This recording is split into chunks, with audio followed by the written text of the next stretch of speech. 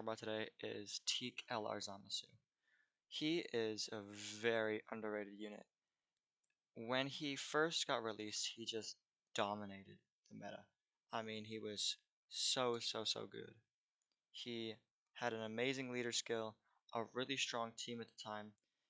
Even his banner unit, the physical Zamasu, he was pretty good. It's just that we didn't have any super class um, enemies, like any hard super class enemies at the time.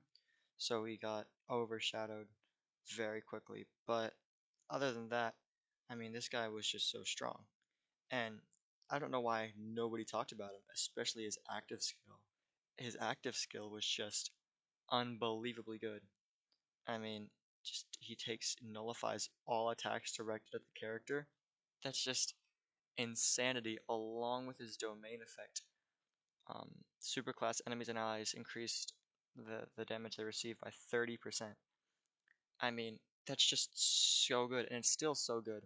Now, I understand in today's meta he can be a little bit squishy because of his defense. It's after turn 4, especially when he loses that 40% damage reduction, he can get caught. Um,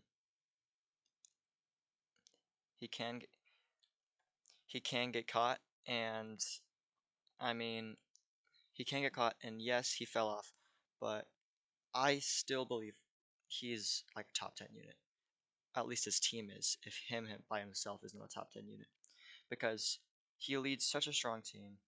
Um, he leads a very strong team still, especially with all of these missions that came out. If you didn't get Broly, if you went on Gogeta, then on Beast and didn't grab Broly, this guy is incredibly strong and can be used for those extreme class missions.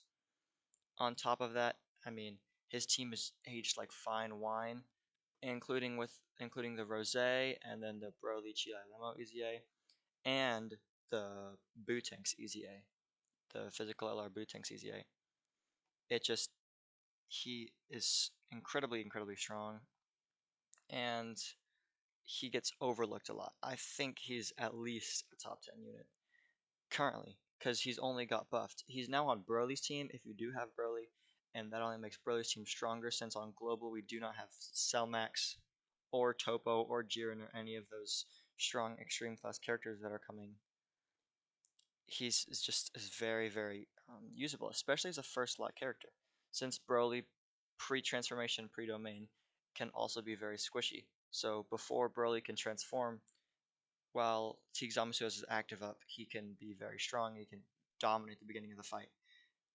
Now, I understand he can't transform into his absolutely broken omnipresence and nullify all attacks, but he can't nullify all attacks. But it doesn't mean he's not good, since Broly's domain lasts for about 5 turns. So if you keep him in rotation with Broly, or at least float him off when you do transform Broly, by the time Broly's domain disappears, you can immediately pop Zamasu's, and it's just very powerful combination, especially against superclass. All these superclass enemies that are coming out with Supreme Magnificent Battle and Beast Gohan and all these events. Secondly, and this one is going to be a very hot take, and it's full power Super Saiyan 4 Int LR Goku.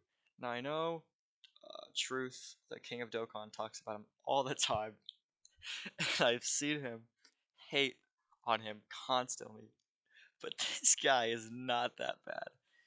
I think he can be very competitive, and just, I know a lot of people say he can't be competitive until his standby and evolution into Super Saiyan full power Super Saiyan 4 Goku, where he recovers 77 HP, guards all attacks, all that good stuff, and does 13, 15 million attack stats, depending on the linker, the link person, whichever character you have next to him. All people talk about is his base though. So his base is complicated. He needs to get hit 4 times before he can pop his standby and become a very tanky unit. Oob is obviously very strong. But before that, he's very, very squishy, especially with the damage reduction being restricted to the first slot. So what that means is you can't run him in the first slot because he'll die, but if you run him in the third slot, he loses his damage reduction and he'll die, which is, a lot of people talk about. That's why he's trash, He is he's not trash though. I mean, I don't know, maybe people just talk about him because they've never used him, but in my experience using him, he's he's very, very strong. Um, yes, he needs an item at the beginning of the fight, but after that, after he gets hit 4 times, he's good. It's he dominates the fight and he can be a very good first slot unit. And I know people will say, "Oh, well, you're using an item, so it doesn't really count." Items were made so we can succeed using characters that aren't strong enough. Same with EZAs. Arguing that items aren't part of the game, like uh, don't give you as much of the like some of these fights were made for items to be used. Like players do not take advantage of items enough, especially with the fact that this character was kind of he was designed in a very interesting way. But players do not take advantage of items enough in this character. With Whis at the start of turn, two turns of 40% damage reduction is exactly what he needs to get those 4 hits off. Goes into Oob, can be very, very tanky. You don't have to worry about him.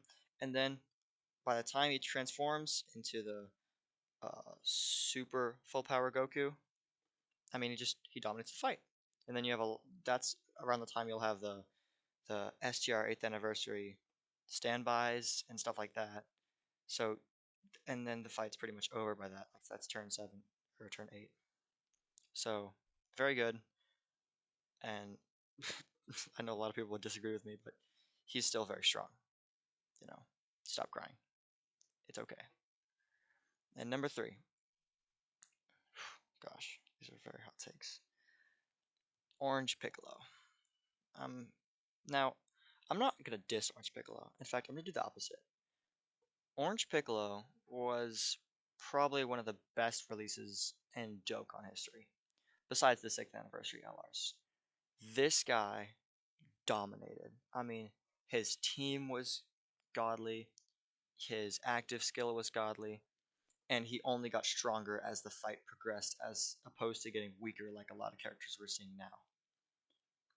I mean, it's just he just is so strong.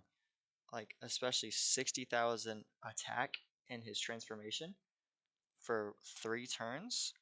He did so much damage. On top of that, I mean, his active skill was made in such a way that he's a perfect first slot unit, a perfect first slot unit. And the team that he had, superheroes and Battle of Wits. You were running double Orange Piccolo.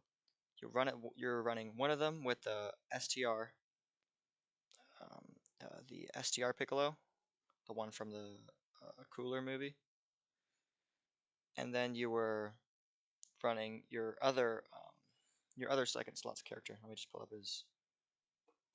his leader skill really quickly. Super.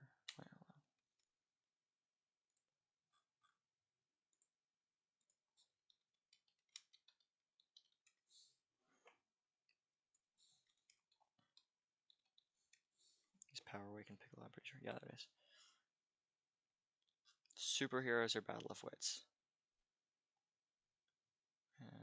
Battle of Wits. So, you know, looking past the eighth anniversary, let's just pretend. Like, let's exclude some of these 8th anniversary characters. We had the 2 fusions, Super Saiyan Trunks, Android 17, not the Blue Boys because they're trash. You had Ultimate Gohan, which I know a lot of people trash on, but he's still very good. These two right here were also very, very strong.